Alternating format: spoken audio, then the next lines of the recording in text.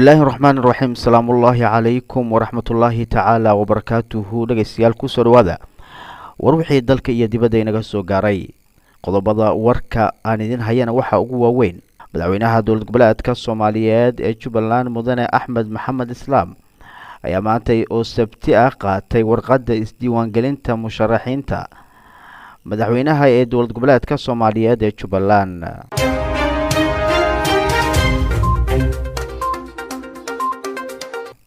kulan looga hadlayay ammaanka ayaa lagu qabtay magaalada Kismaayo ee xarunta dowlad goboleedka Jubbaland.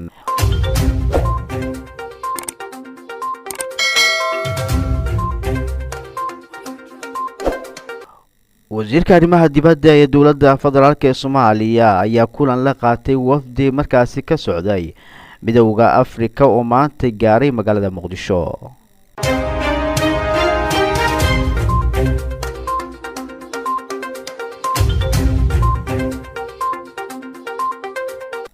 ciidanka xoogga dalka Soomaaliyeed oo howlgal markaasi ku dilay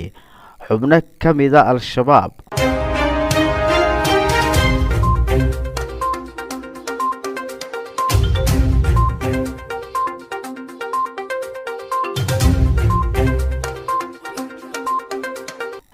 qodobada caalamka ee warkeena dhageystayaal aad ku maqli doontaan waxaa ka mid ah dowladda Mareykanka oo isbedel ku sameysay hoggaanka ciidamadeeda ku sugan Afrika.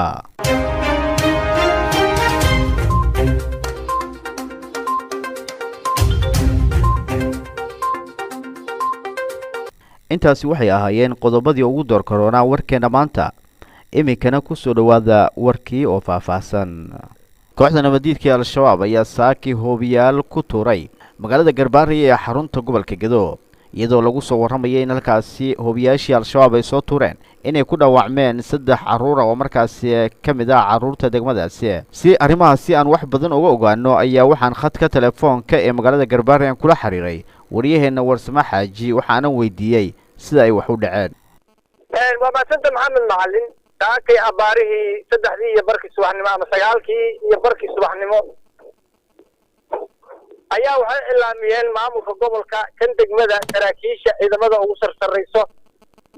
waxay ilaamiyeen in ay dadku soo dibad baxaan la isugu imaado sagaaraha ama meesha taalada loo yaqaano taalada xorriyadda degmada Garbaari halkii ayada ahayd bay bulshadii dhammaan magaalada in alla intii Garbaari deganay isugu yimaadeen halkaas oo ay shir ka soo jeediyeen looga soo horjeedo dadka aadayo ama salaadiin han noqdeen ama ciidanka ha ka mid ahaadeen dadka aadayo shabaab oo tawxiidka ay u soo qabanayaan kadibna soo noqonayo ayaa si guud go'aan looga soo saaray. waxa ayna sheegeen in uusan magaalada imaan karin qof shabaab aaday ama oday ha ahaado. saacadaas laga bilaabana waxa ay sheegeen in uusan jirin oday dhaqameed aaday oo macnaha shabaab aaday oo tawxiidka ay u soo qabteen xurmad dambe inuu saagtooda ku lahayn ayay sheegeen. shirkii oo socdo ayaa waxaa gabi ahaanba la waayay nadwaagii ama qadka sida ay dadku u yaqaanaan. halkaas kadib shirkii markuu soo ilaaday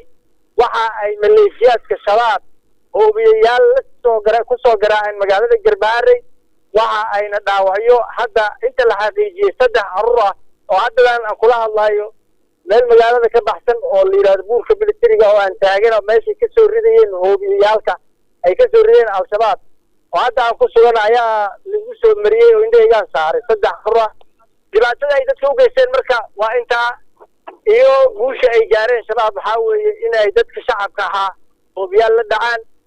kadibna dhaawacoodii la sii mariyo. marka Maxamed Macalin saaka intaas ka jirtay degmada Garbaari guudaan aad baa u maasantay Warsamo. waxa warbixinaysa waxa ay sheegtay in 3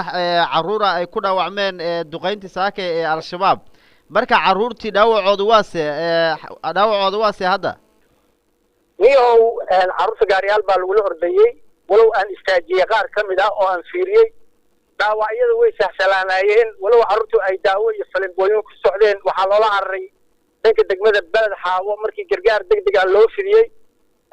waxaana ku jiraan la ii sheegay inay ku jiraan rasaastii meelaha hoobiyaha ay caruurta gudaha ugu jiraan waana lala cararay waxaana la aaday Balad Xaawo. marka dhibaatada ay geysteen waa caruurtaas dhaawacantay wax kale oo dadka soo gaaray haba yaraateen ma jiraan. marka maxay sameeyeen ciidamada dawladda federaalka ee Soomaaliya ee xarumaha halkaas ku leh maxaa falcalin oo ay sameeyeen kadib markii al-shabaab ay soo duqeeyeen magaalada maxaa la sameeyay oo al-shabaab lagu sameeyay walow unad waagu go'naa ciidamadan ururka kontoraad guutada tobnaad qaybta 43aad isla markiiba ayagoo gaadiidkoodii wato ayay baxeen waxa ayna gebi ahaanba meeshii ay ku filayeen in hoobiyaha laga soo tuuray qiyaas ahaan ay ka haysteen ayay tageen aniga kula hadlayaa raacay oo la socday oo kaamiradeeda watay waxaana tagnay meeshii ay ka soo tuureen oo aan sawirro ka soo qaadnay marka ciidamadu waxay gebi ahaanba soo afjareen howlgalkii maleeshiyaadka al-shabaab ay ku soo duqeeyeen markii ay ayagu baxeen baana hoobiyuhu istaagay haddaysan bixin waxaan u malayn lahaa inay la joojiyeen oo dad badan khasaare u gaari lahaa hadda oon kula hadlayo ay tahay xilli galab ah magaalada jawigeedu waase walow magaalada hadda sii gelayo oo aan duleedkeeda joogo sidii aan kuu sheego hore waxaa magaalada gebi ahaanba hadda waa xasishay wayna degan tahay maadaama lasoo afjaray weeraradii ay shabaab soo qaadeen aad iyo aad ayuu u mahadsan yahay warsame xaaji ayuu ahaa waryaheena magaalada Garbaarey oo khadka telefoonka ee magaaladaasi iigu warramaya aad ayuu u mahadsan yahay madaxweynaha dowlad goboleedka Soomaaliyeed ee Jubbaland mudane Axmed Maxamed Islaam ayaa maanta oo sabti ah qaatay warqadda isdiiwaangelinta musharaxnimada dowlad goboleedka Soomaaliyeed ee Jubbaland maxamed maxamuud cabdiraxmaan ayaa warbixintaasi inoo soo koobaya madaxweynaha dowlad goboleedka Jubbaland mudane Axmed Islaam ayaa maanta oo sabti ah qaatay warqadii isdiiwaangelinta musharaxnimada madaxweynaha dowlad goboleedka Jubbaland madaxweynaha ayaa intaasi kadib saxaafadda kula hadlay banaanka xarunta guddiga madaxa bannaan ee xuduudaha iyo doorashooyinka isaga oo sheegay in uu marayo hanaanka sharciga ah in ay maraan dadka u tartamayo xilka madaxweynaha waxa kale uu madaxweynaha ugu baaqay musharaxiinta kale in ay wadadaasi maraan oo aanay bulshada ku abuurin hadallo nacayb iyo fawdo abuuraya taas oo aan waxba u soo kordhin doonin madaxweynaha wuxuu sheegay in awood dastuuri ah uu u leeyahay magacaabista guddiga doorashooyinka iyo xuduudaha balse isaga iyo musharaxiinta kale ayaa u siman yihiin loona baahan yahay in loo hoggaansamo waxa uu intaasi ku daray in dhammaan xuquuqaha dastuuriga ah ee madaxweynaha aanay gorgortan galaynin sida ilaalinta nabadgelyada iyo xasiloonida guud qaar ka mid ah musharaxiinta ka soo qayb qaatay halgankii Jubbaland loo soo maray ayuu ku booriyey in ay dib u eegaan halka laga yimid iyo dhibkii loo soo maray dhismaha Jubbaland isla markaana aanay u durbaantumin shakhsiyaad kor ka yimid oo aan ka warqabin duruufaha dadka reer Jubbaland shacabka reer Jubbaland ayuu madaxweynaha ku adkeeyay in ay nabadgelyadooda ilaashadaan oo doorashooyinkoodana ay qabsadaan isla markaana aanay dib u noqon wixii la soo maray wali dhageystayaal waxaan ku guda jirnaa magaalada Kismaayo kulan looga hadlayay ammaanka oo markaasi ay ka soo qayb galeen wasaaradda amniga Jubbaland iyo wasaaradda arrimaha gudaha ayaa lagu qabtay magaaladaasi waxaana shir gudoominayay wasiirka amniga dowlad goboleedka Soomaaliyeed ee Jubbaland kadib markii uu soo gabgoobay shirkaasi looga hadlayay amniga ayaa waxa warbaahinta la hadlay afayeenka wasaaradda amniga Cabdinuur waxaana uu ka warbixiyay waxyaabihii shirka maanta looga hadlay alxamdulillahi rabbil aalamiin wasalaatu wasalaamu ala ashrafil mursaliin sayyidina maxamed wa ala alihi wa sahbihi ajmaciin shirkayga maanta wuxuu ku saabsanaa wasaaradda amniga iyo wasaaradda arrimaha gudaha labada ay ka qayb galayeen wuxuu ku saabsanaa dardargelinta amniga maadaama lagu jiro waqtigii doorashada iyo xaaladeedii shirka marka waxaa shir gudoominaya si wada shir gudoominaya wasiirka wasaaradda amniga iyo wasiirka arrimaha gudaha waxaana xoog la saarayay qaabkii amniga lagu soo geli lahaa iyo xaaladda magaalada si guud maadaama ay doorashadu leedahay wax la yiraahdo xasarad badan iyo abaabul badan iyo wax badan ay jiraan meel badan wax laga dareemayo kooxaha cadawga oo sharwadayaasha ay maleegayaan dhagarta iyo dhibaateynta shacabka iyo kooxo siyaasad ka dhex raadinaya in guri ugu dhex jira in shacabka Soomaaliyeed ay dhibaateeyaan baa wasaaradda amniga iyadoo halka ka duulaysaa waxay isugu yeertay saraakiisha amniga iyo wasaaradda amniga oo wasaaradda arrimaha gudaha oo shaqada iyadana qayb ka lahayd waxaana laga soo saaray in dhammaan magaalada Kismaayo iyo guud ahaan Jubbaland amnigooda si buuxda gacanta loogu dhigo dardargelin cusubna ay sameeyaan laamaha amniga walal kooxaha dhagarta u maleegaya waxa way siyaasiyiin doonaya in ay magaalada qalqal geliyaan ayaga oo markaa ku andacoonaya ama sheeganaya inay yihiin musharaxiin laakiin ujeedkooda dhabta ah aad moodo in ay ka bedelan tahay musharaxnimo ee ay tahay in amniga ka jira magaalada Kismaayo iyo guud ahaan Jubbaland ay khatar geliyaan shacabkana ay u horseedaan foodo iyo kala dambeyn la'aan taayada iyo shirka inta badan ku saabsanaa in barnaamijyada laga hortago amnigana si buuxda loo sugo duwaalid weli waxaad naga dhegaysanaysaan radio gado codka gobolka gado waxaad maqlaysaan war wixii dalka iyo dibadda inaga soo gaaray iminkana magaalada muqdisho wasiirka arrimaha dibadda dowladda federaalk ee Soomaaliya ayaa kulan la qaatay wafdi ka socday midowga Afrika oo maantay magaalada muqdisho soo gaaray wasiirka arrimaha dibadda iyo iskaashiga caalamiga ee Soomaaliya mudane Danjire Axmed Ciise Caweed ayaa maantay ku qaabilay gegada diyaaradaha caalamiga ee Aadan Cabdulle ee magaalada muqdisho wafdi ka socday kooxda sare ee markaasi fulinta ee ururka midowga Afrika wafdiga maanta muqdisho soo gaaray waxaa hogaaminayay madaxweynihii hore ee Koonfur Afrika Thabo Mbeki sida jadwalku uu yahay madaxweyne Maxamed Cabdullaahi Farmaajo iyo ra'iisul wasaare ku-xigeenka dalka mudane Mahdi Maxamed Gulaad khadar ayay markaasi la kulmi doonaan wafdigani ka socday midowga Afrika inta ay ku sugan yihiin magaalada muqdisho weli waxaad maqlaysaan war wixii dalka iyo daafihiisa inaga soo gaaray radio gado codka gobolka gado ayaad markaasi inaga maqlaysaan mowjada 89.0 megahertz ciidanka xoogga dalka Soomaaliyeed ayaa howlgal ku dilay xubno kamida kooxda nabadiidka ee Al-Shabaab Nuruddin Xasan Deeq ayaa warbixintaasi inoo akhrinaya ciidamada xoogga dalka Soomaaliyeed ayaa howlgalo ay ka sameeyeen deegaanka Owdile ee gobolka Bay waxay ku dileen 3 xubnood oo ka tirsanaa maleeshiyaadka Al-Shabaab halka mid kalena ay nolosha ku qabteen howlgalkani oo dhacay saacadihii la soo dhaafay ayaa yimid markay ciidanka xoogga dalka oo kaashanaya shacabka ay ka war heleen goob ay jidgooyo dhigteen argagixisadu kooxihii argagixisada ahaa ayaa halkaasi ka farxaday iyadoo ciidanka xoogana ku raad joogaan baxsadka haraajiga Al-Shabaab sidoo uu xaqiijiyay gudoomiyaha deegaanka Owdile muddooyinkii ugu dambeeyay ayaa ciidanka xoogga dalka Soomaaliya waxay si laba jabaareen howlgalada ka dhanka argagixisada nabad iyo nolol diidka ee Al-Shabaab iyadoo la gaarsiiyay khasaaro aad u badan xildhibaano ka tirsan golaha shacabka Soomaaliyeed ayaa waxay ka qayb galeen shirkad fursado waxbarasho u soo bandhigtay ardayda Soomaaliyeed Cabdullaahi Maxamed Xamuud ayaa warbixintaasi inoo eegaya xildhibaano ka tirsan golaha shacabka iyo mas'uuliyiin kale ayaa ka qayb galay kulan lagu soo bandhigay adeegyada waxbarashada ee shirkadda Orange Worldwide ay u hayso ardayda Soomaaliyeed madashan oo kulmisay mas'uuliyiin kala duwan ee isugu jirta Soomaaliya, Turkiga iyo bahda waxbarashada waxaa lagu soo bandhigay adeegyada waxbarashada ee shirkadda Orange ay u hayso ardayda Soomaaliyeed kuwaas oo isugu jira deeqo waxbarasho dalalka Turkiga, Greega iyo dalal kale oo badan shirkadda Orange oo ka shaqeyso arrimaha bulshada sida waxbarashada iyo caafimaadka ayaa munaasabadan ku soo bandhigtay deeqo waxbarasho oo kala duwan oo ay ardayda Soomaaliyeed ugu talagashay isugu jira kuwa lacag la'aan kuwa uu qarashkoodu aad u yar yahay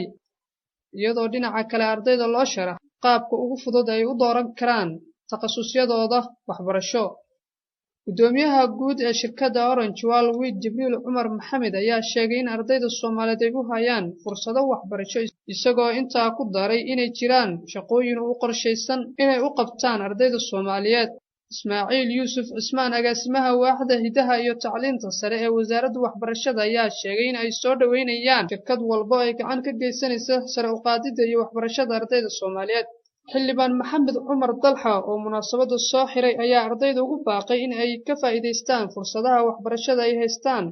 si ay dalkooda wax badan ugu qabtaan isagoo intaa ku daray inay soo dhaweynayaan cid kasta oo gacan ka geysanaysa horumarinta waxbarashada ee ardayda Soomaaliyeed iminkana magaalada Boosaaso madaxweynaha dowladda federaalk ee Soomaaliya mudane Maxamed Cabdullaahi Farmaajo ayaa kala hadlay madaxweynaha dowlad goboleedka Puntland sideynta xubnaha xiran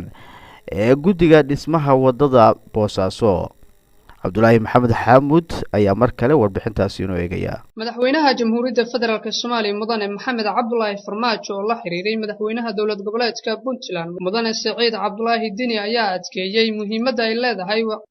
wada shaqaynta xukuumadda iyo dowlad goboleedyada madaxweynaha ayaa hoosta ka xariiqay in xukuumadda federaalk Soomaaliya ay si siman dalka u gaarsiinayso dhammaan mashaariicda horumarineed oo lagu jaangooynayo qorshaha heer qaran iyo heer dowlad goboleed iyo horumarinta iyo baahinta adeegyada asaasiga ah dhanka kale madaxweynaha Maxamed Cabdullaahi Farmaajo ayaa tilmaamay in dowladda federaalk Soomaaliya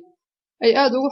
aad ugu xun tahay xubnaha ka tirsan guddiga dhismaha wadada magaalada Boosaaso ee la xiray Khamiistii isagoona u sheegay in madaxweynaha dowlad goboleedka in odayaasha si shuruud la'aan ah xoriyadooda dib loogu soo celiyo madaxweynaha ayaa xoojiyay in dowladda federaalka Soomaaliya ay u taagan tahay ilaalinta mabaadi'da asaasiga ah dowladnimada iyo xoojinta nidaamka federaalka ah oo ku dhisan wadatashiga iyo qarannimo dhameystiran.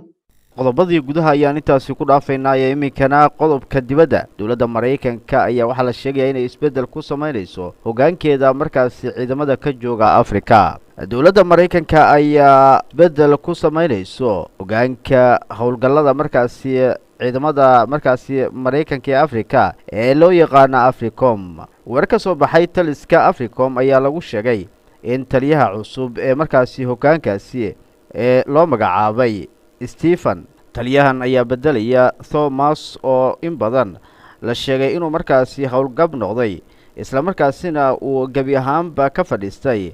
shaqadii ciidamada markaasi Mareykanka. Thomas ayaa muddo dheer soo hayay xilkan iminka markaasi uu ka degayo waxaana uu hore uga soo shaqeeyay qaybo kala duwan oo markaasi ka mid ah ciidamada Mareykanka isagoo markaasi milatariga ku soo biiray ama ku jiray muddo 43 sano. sidoo kale Stephen ayaa noqonaya taliyihii shanaad ee soo mara howlgallada Mareykanka ee markaasi Afrika. intaasi ayaan dhageystayaal ku soo afmeeraynaa war wixii dalka iyo daafihiisa inaga soo gaaray. anigoo Maxamed Macalin Aadan ayaa warka idin akhrinayay. dhanka farsamada waa Maxamed Shariif. intaan warkan oo kale aan ku kulmayno waxaan kaga tegaynaa sidaas iyo nabadgelyo. cid allaaliya ciddii uu sheego warkeena waxay dib markaasi uga dhageysan kartaa baraha markaasi aynu ku leenahay Facebook iyo YouTube-ka iyagoo markaasi raadinaya Radio Gado